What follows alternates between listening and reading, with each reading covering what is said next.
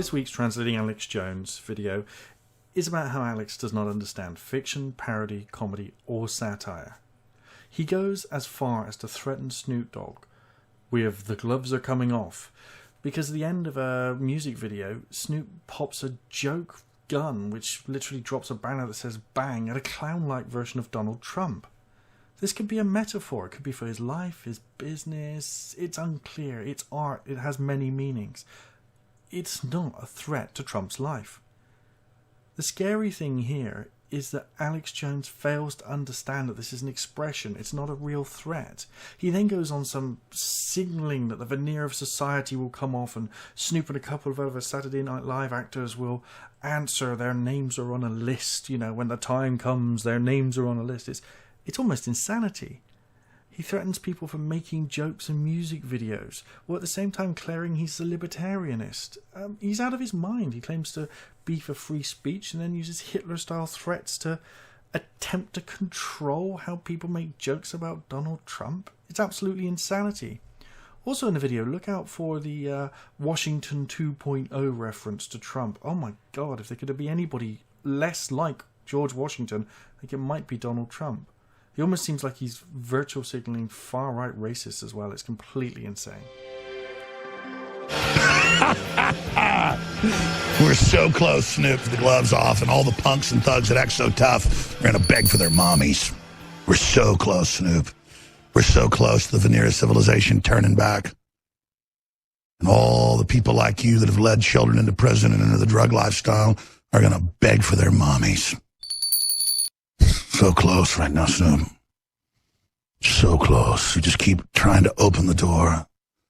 I think that door might open.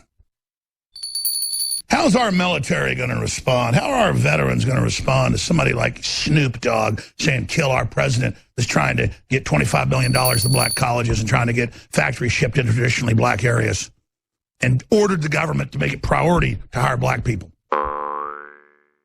Well, SNL says he hates black people because I told him so, and then race pimps like you pimp your own people. Why did Snoop Dogg talk about how 51% of black people never get born? He's not. He's a selfish pimp.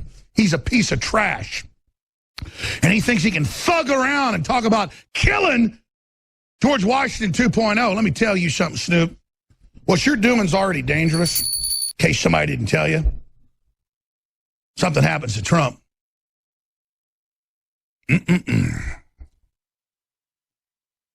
See, what you don't get is, I don't come from the background you get as a snitch, put neighborhood kids in prison. See, I come from a background where we don't shoot our mouths off. See what we've done with InfoWars, old Snoopy? Changed the world. Got the enemy on the run. Big government's on the run.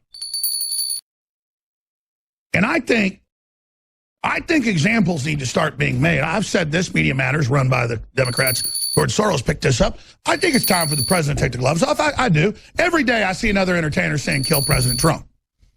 I just wonder if they understand that. What would happen if somebody said kill them? Of course, the kind of people that'll kill you won't tell anybody they're coming to kill you, Snoop. You just die of a heart attack, you dumb bastard. I don't know if it'll be Snoop, because, I mean, I certainly wouldn't hurt anybody. I wouldn't hurt a fly. I'm just all talk up here, right?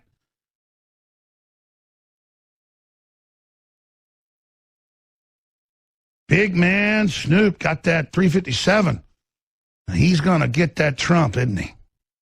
He's going to take that Trump down, that clown down real good, because he's real tough.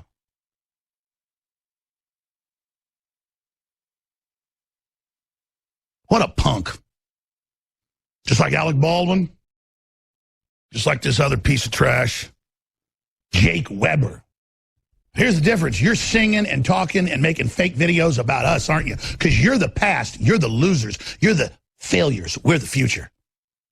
Because you're the walking dead. You're zombies. You're the sellouts of the system. You don't go into the future. You're dead already. That's a real skull. This is a man from India. It's an Indian skull. Heads aren't quite as big as mine. My skull's twice as thick as this skull. My brain CC size is Let's just say just as big. But the point is that we're here looking at this head and somebody that lived and had eyes and a nose. And it's probably a great person. And see, someday Snoop and Alec Baldwin, old Jake Weber, they're going to be where this guy is. But while you're still alive, and while you still got a brain, Snoop, you might want to try to use it. Because here's the thing, I don't want to fight with anybody, but you want to kill us, you want to lie about us, you want to stop us from trying to empower the poorest people in this country? Well, just know this, you're not in the Hollywood MTV game making 10-year-old boys think you're tough. You're now in a man's world, Alec Baldwin, and Jake Weber, and Snoop Dogg. And if this thing goes sideways and there's an actual fight, I think it's fair to say your names are on a list of people that have got some explaining to do. Alex Jones needs to understand, just because this is the president he likes, he cannot attack anyone who makes a joke about him. Remember, you know, a man drove to a pizza place with a shotgun and held up staff thinking there were children tied up in a basement because of alt-right conspiracy theories like these stupid ones you're passing around about artists who are just making jokes. It is a form of criticism. Donald Trump deserves the criticism. Those people are giving him the criticism. You're an idiot for not understanding it's a joke. All I can say is that I hope Snoop is safe and that none of this, you know, gets to him in any roundabout way like you were implying. And also, I hope he continues to piss people like you off, Alex Jones.